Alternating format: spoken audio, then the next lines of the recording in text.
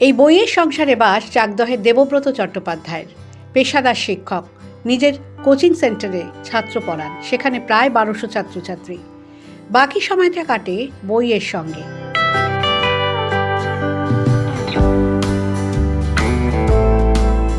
গত 25 বছরে প্রায় 1.5 কোটি টাকার বই কিনে ভর্তি করে ফেলেছেন নিজের ঘর বাড়ি।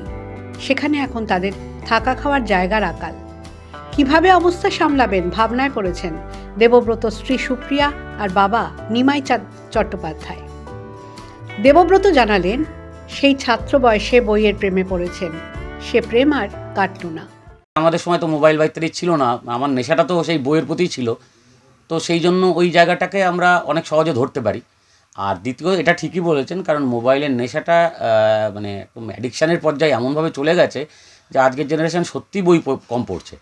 কিন্তু আমার তরফ থেকে আমি সবসময় এই চেষ্টা করি ছাত্রছাত্রীদের মধ্যে বা আমার পরিচিতদের মধ্যে যে তোমরা বইটা পড়ো, মানে একটা বই কিনে 3 জন পড়ো, কিন্তু বইটা পড়ো। কারণ বই পড়ার যে মজা সমস্ত দিক থেকে ইলেকট্রনিক ওয়ার্ল্ডের থেকে অনেক বেশি ভালো এবং সুন্দর।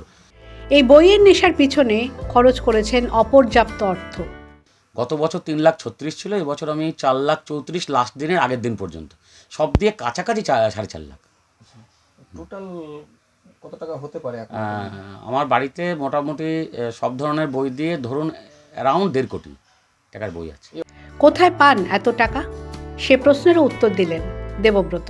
এই অর্থ আমি টিউশন করে মূলত জোগাই, কারণ আমার ধরুন 1000 থেকে 1500 বা 1200 ছাত্র, এই 1500 ছাত্র আছে কোচিংয়ে।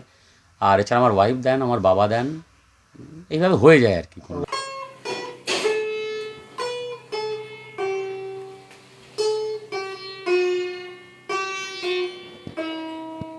স্ত্রী সুপ্রিয়া বলছেন, সারাদিনই বই নিয়ে থাকেন দেবব্রত। সংসারে মোটে মন নেই, তবে এতেই তিনি অভ্যস্ত। ওনার এই সঙ্গে আমার যতদিন থেকে পরিচয়, ততদিন থেকেই আমি দেখতে পাচ্ছি বইয়ের প্রতি ওনার এই যে ভালোবাসা বা প্যাশন যাই বলুন, তা সেটা আমার কাছে নতুন নয়। এখন বিরক্ত হলেও সেটা আমার অ্যাডজাস্ট হয়ে গেছে। কতটা সংসারের পেছনে সময় দিতে পারেন? সংসারের পেছনে উনি খুব একটা বেশি সময় দিতে পারেন না, কারণ ওনার নিজের পড়ানো থাকে, কাজকর্ম থাকে, তারপর লেখালেখি করেন, তারপর নিজের যেটুকু পড়াশোনা করেন, নিজের কিছু শখ আছে সেগুলো করেন। কাজেই সংসারের পেছনে যে উনি খুব বেশি সময় দিতে পারেন তা নয়। বাবা নিমাই চাঁদেরও প্রত্যক্ষ অবদান রয়েছে দেবব্রতর এই শখ পূরণে।